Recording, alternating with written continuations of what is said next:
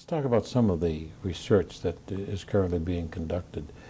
I understand that you have a project going on in 5 major American cities. Well, we have that one in particular. This is with our equality project, that's spelled with a capital E and a capital Q, where we've been trying throughout the country to develop a curriculum, an outline of a curriculum that all students going on to college ought to have. One of the facets of that work is we call reasoning.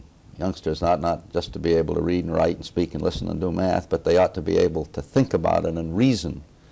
And we do have had for a couple of years now a project in 5 cities throughout the country where they've been attempting to see if youngsters can't have their reasoning abilities more fully developed in conjunction with English courses and math courses. Is this because stat tests have come under criticism from minorities? Because the cities that you've chosen, such as San Antonio and Detroit, have large black and Hispanic populations. Well, I think those children in inner cities are the ones who are least well served by our educational system today. And so we've chosen to go into circumstances where the most help seems to be needed to see if we can make some progress. We think we are. These youngsters, when they have the opportunity, can do an awful lot better in school than they're doing now. Do you think that the stat tests are cited towards well, the majority? Well, let me put it this way. The test, the Scholastic Aptitude Test itself is designed to predict how well young people will do in college. That's its job. And actually it predicts equally well for majority students and minority students alike. The fact remains, however, that on the average across the country, youngsters from minority backgrounds tend to do less well on the test than the majority. But that more a measure of the deficit that we have to make up, the educational deficit that the country has to make up, than of anything being wrong with the youngsters themselves. So that we contend the tests are not racially biased. That's the charge that's frequently made. They aren't. They do as well for blacks as for whites, for instance. But it's just that the whites don't have the same, have better, more effective educational opportunities than black youngsters, on the average.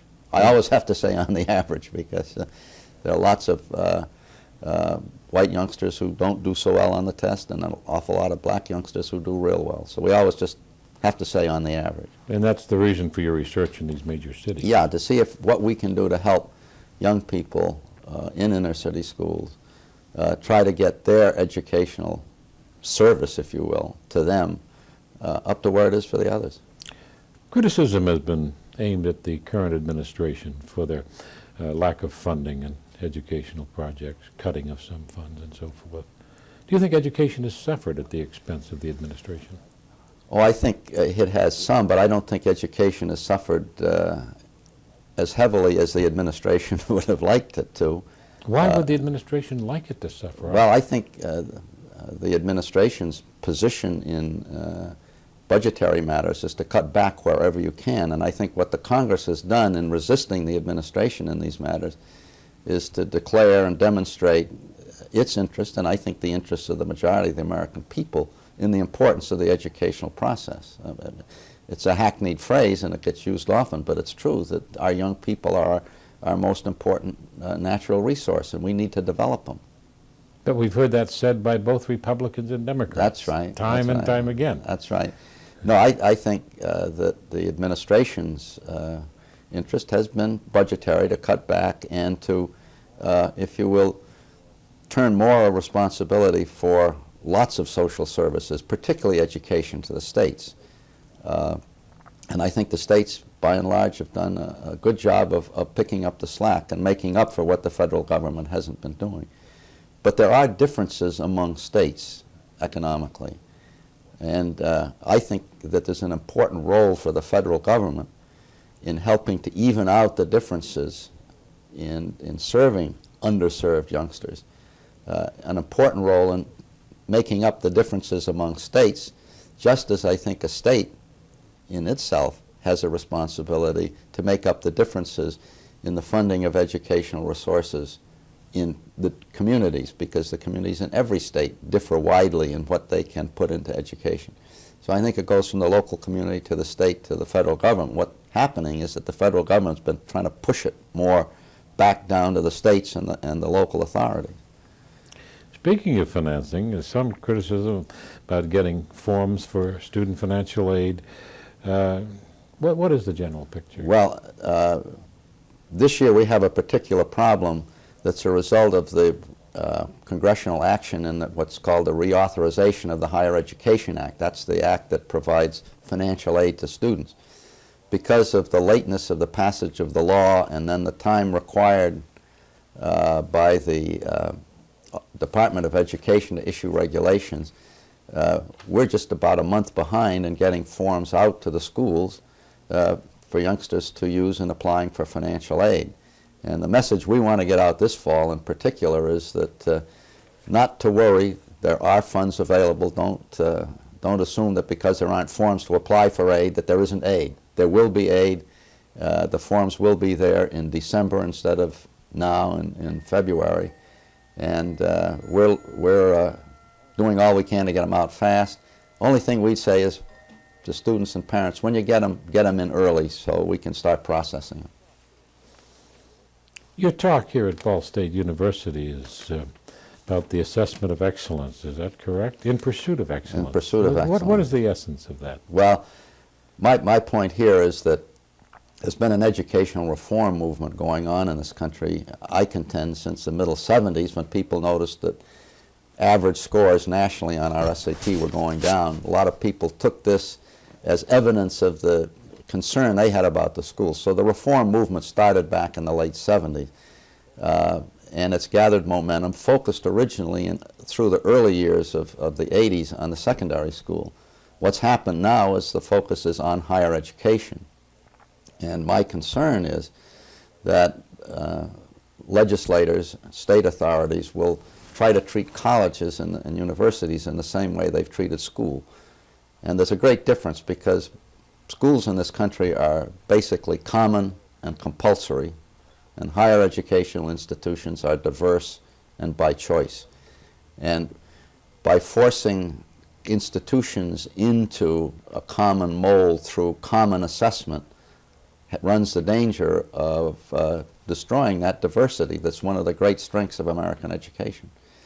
So my message to public authorities is don't put too much pressure on. My message to the institutions is you better get on the stick, because I'm afraid if you don't do it yourselves, reflecting your diversities, somebody's going to do it for you. How would they do this in flexibility, for example? Is it a congressional matter, a matter of... It's not a matter of federal responsibility. It's a matter of state responsibility. And state requirements through assessment that students must achieve a certain level, and all students in all institutions.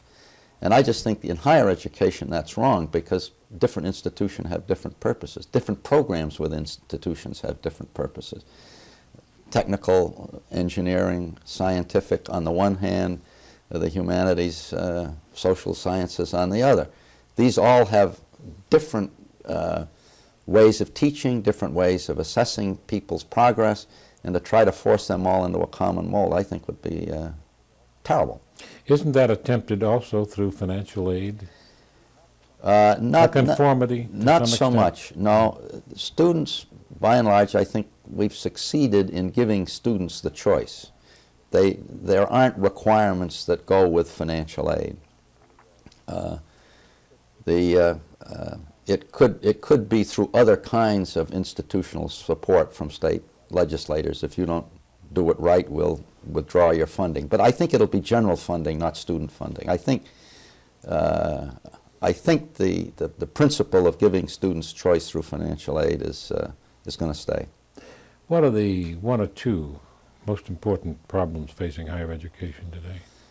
Well, I think the largest problem that one faces, if looks at it simply in general, are the demographics, the number of students, the size of the cohorts from which college students come are getting smaller and will into the 1990s.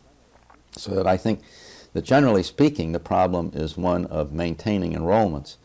And I think the way to do that with a declining age group is to increase the number of youngsters in those age groups who are college-bound and college-able. That's what our equality project, that's virtually everything we're doing is designed to try and help in some way or other to increase the pool of college-able, college-bound youngsters in high school. I think that alone is the problem that, the single problem that needs most attention.